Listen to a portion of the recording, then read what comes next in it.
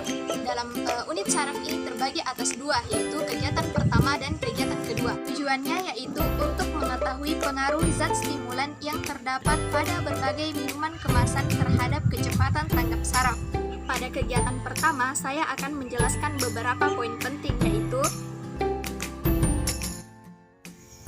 stimulan adalah zat yang merangsang sistem saraf pusat sehingga dapat mempercepat proses-proses dalam tubuh, seperti meningkatnya detak jantung, pernafasan, dan tekanan darah.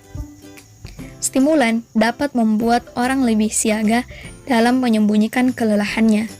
Stimulan menaikkan kegiatan sistem saraf simpatetik, sistem saraf pusat atau disingkat dengan CNS, atau keduanya sekaligus. Beberapa stimulan menghasilkan sensasi kegirangan yang berlebihan, khususnya jenis-jenis yang memberi pengaruh pada CNS. Macam-macam sel saraf.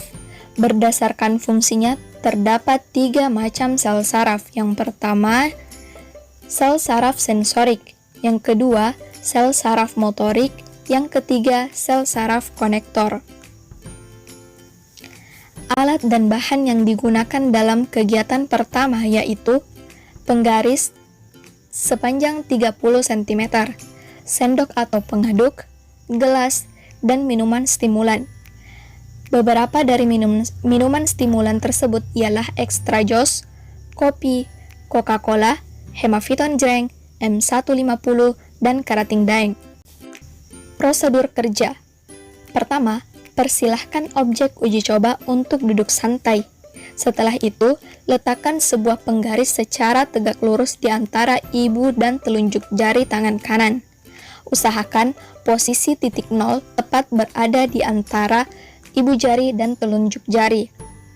Kemudian, tugas subjek uji coba adalah menangkap penggaris yang dilepas oleh temannya.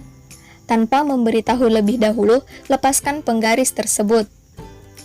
Kemudian, probandus menangkap penggaris tersebut yang dijatuhkan oleh temannya. Ulangi kegiatan tersebut sebanyak 5 kali menggunakan tangan kanan. Selanjutnya, menggunakan tangan kiri sebanyak 5 kali. Setelah itu, mintalah subjek uji coba meminum zat stimulan. Setelah 30 menit, lakukan kembali langkah awal sampai langkah akhir menggunakan tangan kanan dan tangan kiri. Mintalah data dari kelompok lain agar dapat membandingkan antara hasil penelitian kelompok Anda dengan kelompok lain. Selanjutnya, saya akan menjelaskan kegiatan kedua, yaitu fungsi saraf otak besar dan otak kecil.